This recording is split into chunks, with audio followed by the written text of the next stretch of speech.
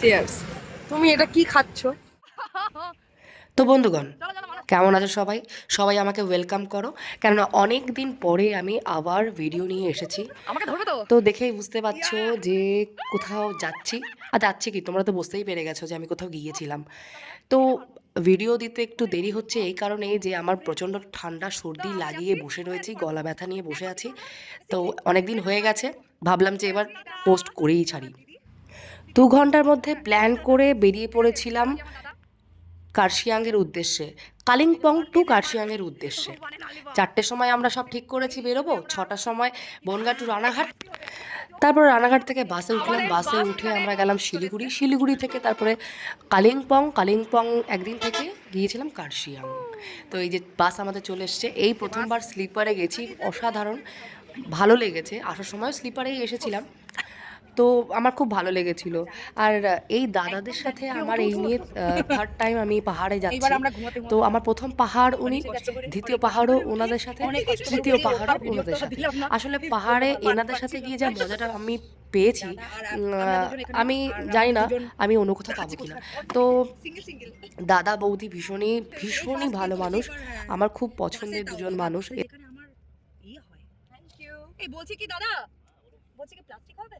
একটু প্লাস্টিক দেবেন, হ্যাঁ? বাই চান্স আমি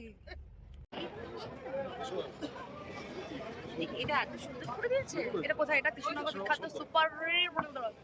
আচ্ছা, আমরা এখন নামলাম কৃষ্ণনগরে একটু ডিনার করার জন্য। ঠিক আছে বাবা, কি কনকনে ঠান্ডা গো। কৃষ্ণনগরে তো ঠান্ডা বেশি হবে। ছুরি চালিয়ে দিচ্ছে ঠান্ডা দিয়ে মনে হচ্ছে। হ্যাঁ, কৃষ্ণনগরে ঠান্ডা হবে। আর ওই ব্যাপারটা কোনে হয়ে গেল থাকে টয়লেটে কি বলো উল্টো পাল্টা কথা। হাই গাইস, হাই গাইস, আমরা টয়লেটে গেছিলাম। কি বাজে। তারপরে এখানে এসে দেখি যে ঝামেলা হচ্ছে। ঝামেলা কি? বাসের কন্ডাক্টরের সাথে একটা প্যাসেঞ্জারের ঝামেলা। আর আমরা বাঙালি মানুষ, ঝামেলা দেখতে পছন্দ করি, তাই আমরা দেখছিলাম। মর্নিং, আমরা এখন চলে এসেছি কোথায়? শিলিগুড়ি। শিলিগুড়ি। এখানে জল গো, ওই যে তো বললো ঠান্ডা বাইরে। এটা পুরো জল, এই দেখো, ওই জন্য ঠান্ডা লাগছে আমাদেরকে। আমার তো এখান থেকে জলের মতোটা কি একটা মনে হচ্ছে, একটা ভাব পাচ্ছি আমি। হ্যাঁ, ও বাবা।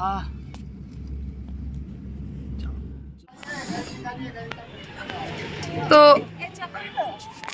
হ্যাঁ হ্যাঁ, এই আমাদের আমাদের গাড়ি চলে এসছে। ঠিক আছে, এবার একটু চা খেয়ে নেবো আমরা। চিয়ার্স। তুমি এটা কি খাচ্ছ? কিছুই খাইনি, জল। Drinking water. সত্যি কথা বলতে বিয়ের পরে এই আমার থার্ড টাইম পাহাড়ে আসা। আর 3বারই আমি দাদাদের সাথেই এসেছি। অপূর্ব, অপূর্ব পাহাড়। পাহাড়ের থেকে সুন্দর কিছু হয়ই না।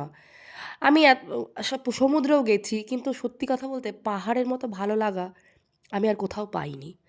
ওর যে এত সৌন্দর্য কোথায় যে লুকিয়ে রাখে, আসলে অনেক অনেক অনেক কিছু আছে পাহাড়ে। অনেক রহস্য, অনেক ভালোবাসা, অনেক কান্না, অনেক দুঃখ, অনেক আনন্দ এই পাহাড়েই আছে। উড়ে ঠান্ডা হাওয়া, কনকনে কনকনে বাপরে শীত বাপ, প্রচন্ড। বলছি এই কনকনে জলে কি শীত। থাকে, এই জলে কি থাকে গো। বাপরে বাপ, এই কি ঠান্ডা গো। কনকনে শীত। জায়গাটা কি ভালো, কিন্তু হাওয়াটা খুব ভালো লাগছে।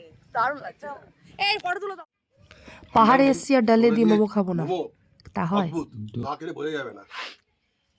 দোলের আচার। আহ, যারা পাহাড়ে এসছে তারা ডোলে জানে। হুম। ওহ, তারপরে পৌঁছে গেলাম আমাদের সুন্দর একটা রিসর্টে, যেখানে কোনো পলিউশন ছিল না, কোলাহল বলো। ছিল না। আনন্দ, আনন্দ আর আনন্দ। दादा थोड़ा सा पानी दीजिए ना। हाँ हाँ, वो ये फ्रेश वाटर, पहाड़ का पानी दीजिएगा। हाँ, কি সুন্দর হয়েছে গো। আমাদের ওখানে এত সুন্দর গাছ হয় না, বিশ্বাস করো।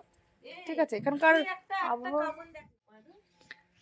এত সুন্দর না। যারা বলছে কি, যারা ক্লাউড, এই ট্রেন বাসের আওয়াজ পছন্দ করে না, তারা কিন্তু একবার এখানে এসে কিন্তু একদম কোনো আওয়াজ নেই, কোনো বাজে মানে সাউন্ড নেই, এখানে শান্তি শান্তি আর শান্তি। ঠিক আছে, শান্তি ছাড়া এখানে কিছু পাবে না। এত সুন্দর জায়গা।